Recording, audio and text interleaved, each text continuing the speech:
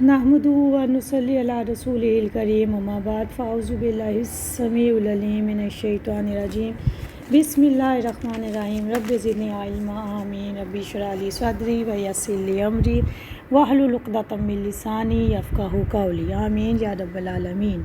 अस्सलामु अलैकुम व रहमतुल्लाहि व बरकातुहू। आज अल्लाह की रहमत व तौफ़ीक़ से हम आयत नंबर 103, 104 एंड 105 की तफसीर देखेंगे। अल्लाह ताला हमें समझ के अमल करने की तौफ़ीक़ दे, आमीन।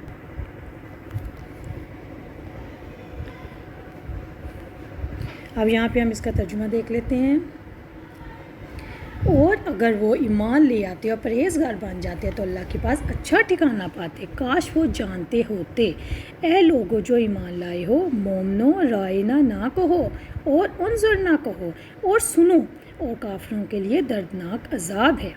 अहले किताब में से जिन लोगों ने कुफर किया वो नहीं चाहते थे और ना मुशरिक कि तुम पर तुम्हारे रब की तरफ से कोई भलाई नाजिल की जाए, और अल्लाह जिसे चाहता है अपनी रहमत से ख़ास कर लेता है और अल्लाह बड़े फजल वाला है। अल्हम्दुलिल्लाह। अब यहाँ पे आप देखें कि अगर वो ईमान लाते, इसका क्या मतलब है। अल्लाह ताला ने अपनी किताबों में जिनमें मोहम्मद सल्लल्लाहु अलैहि वसल्लम की बशारतें और आप सल्लल्लाहु अलैहि वसल्लम के अहकामात का हुक्म दिया कि उसकी इत्तबा करो, उसकी पैरवी करो, मेरा आखिरी नबी आएगा उसकी बात मानना, जिस हुक्म से जिस बात से मना करेंगे मना हो जाना है, जिस बात का करने का हुक्म देंगे उस बात पर अमल करना। अगर मुसलमान ये काम करते, अगर यहूदी ये काम करते, ईमान ले आते, इन बातों पर तक़वा अख्तियार कर लेते तो यकीन अल्लाह की तरफ से उनको बहुत ज़्यादा सवाब मिलता, अजर अज़ीम मिलता।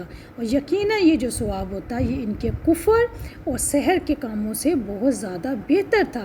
काश का लफ्ज़ इसलिए आया है लाउ कानू यालमून, काश के वो जानते कि कोई चीज़ भी अल्लाह ताला के सवाब से भरकर नहीं है। या अय्युहल्लज़ीना आमनू, ए ईमान वालो तुम रायना कहो। रायना का क्या मतलब है कि हमारी रायत करें, ऐसा ना बोलें, यानी तुम रायना ना कहो बल्कि उनजुर ना कहो, वो कहो और सुनो।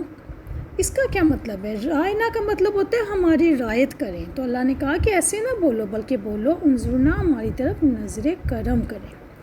प्यारी बहनों, मुसलमान अपने दीन को सीखने के लिए नबी अकरम सल्लल्लाहु अलैहि वसल्लम से मुखातिब होते हुए कहते थे राय ना, हमारी रायत करें। ये नहीं होता ना थोड़ी सी हमें फैसिलिटी दें, हमारी सहूलत करें, दीन के अहकामात में हमारी मदद करें, हमारी आसानी करें।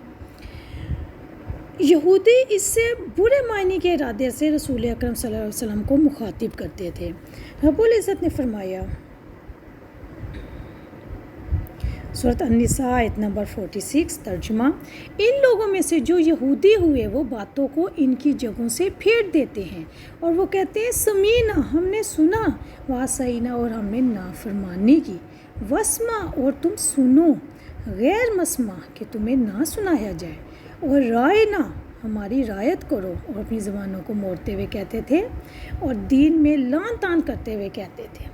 अगर वो कहते समीना, हमने सुन लिया, वाताना, और हमने अतात की, वस्मा, आप सुनिए, वंजुरना, हम पे नज़र करम करें, तो इनके हक़ में बिलाशुबा ज़्यादा बेहतर और ज़्यादा दुरुस्त होता।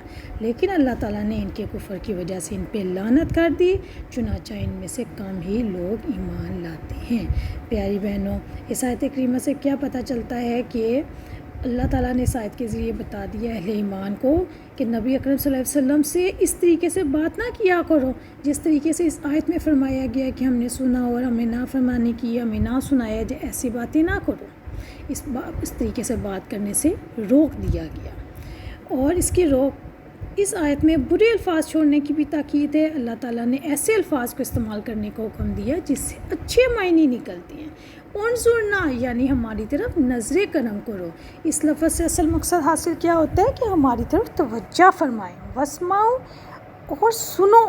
इसमें सुनने वाली चीज़ का तो जिक्र नहीं किया गया ताकि इसमें हर वो चीज़ शामिल रहे जिसका सुनने का हुक्म दिए। नेकी की बात सुनने का, नेकी का काम देखने का, उसको समझने का, हर उस बात का जिसका अल्लाह ताला ने हुक्म दिया, अल्लाह की कुरान की तिलावत सुनने का, अल्लाह के दीन की बातें सुनने का। इसमें सब चीज़ें, कुरान को सुनना और हदीस को सुनना भी आ जाता है। और इस आयत में अदब और अतात की भी तालीम है कि कुरान जी की तालीमात को अदब से सुनो, एहतराम से सुनो और उनकी अतात करो। رب العزت نے الفاظ کے انتخاب پر اس لیے بھی توجہ دینا سکھایا کہ کچھ الفاظ سے نقص کا اور توہین کا پہلو نکلتا ہے۔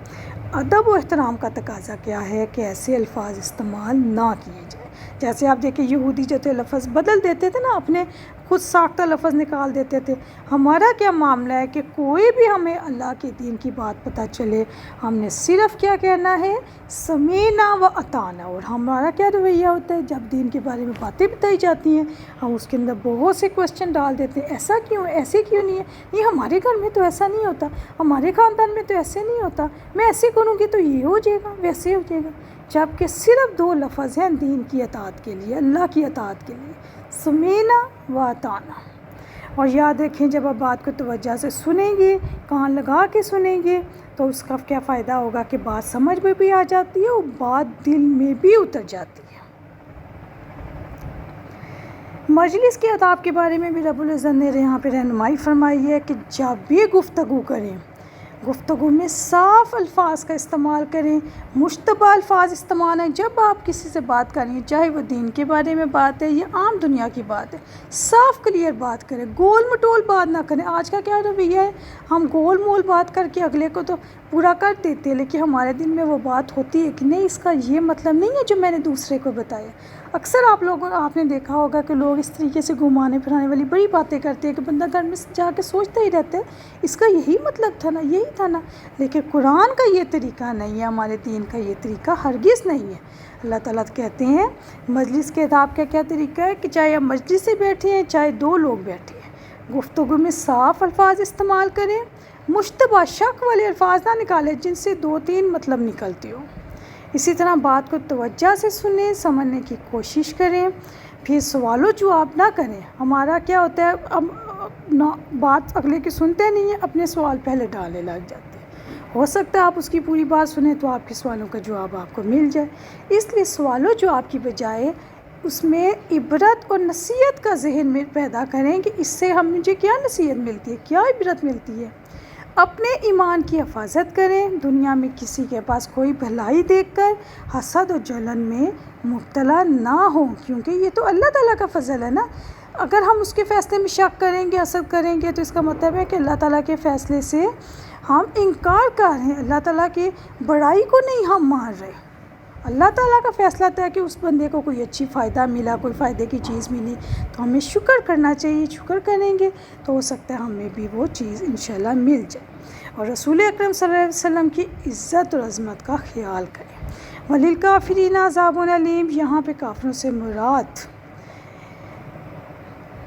اہل کتاب کے وہ لوگ ہیں جو اللہ تعالیٰ اور اس کے رسول کی بات سننے اور ماننے سے انکار کر دیتے ہیں، ان کے لیے اللہ تعالیٰ نے کہا دردناک عذاب ہے۔ اور یہاں پہ ڈرنے والا پوائنٹ ہے کہ اہل کتاب تو ہم بھی ہیں نا، ہم پہ بھی قرآن اترے، ہم اللہ کی اور اس کے رسول کی کتنی باتیں مانتے ہیں، کتنی باتوں میں آگے سے سوال اٹھاتے ہیں، کتنی باتوں میں آگے سے تعویلیں دیتے ہیں، کتنی باتوں میں انکار کر کے دین میں بدعت پیدا کر کے اپنے ہی رسم و رواج اور اپنے ہی طور طریقے بنا لیتے ہیں۔ یہاں پہ ہمیں بہت زیادہ غور و فکر کرنے کی ضرورت ہے۔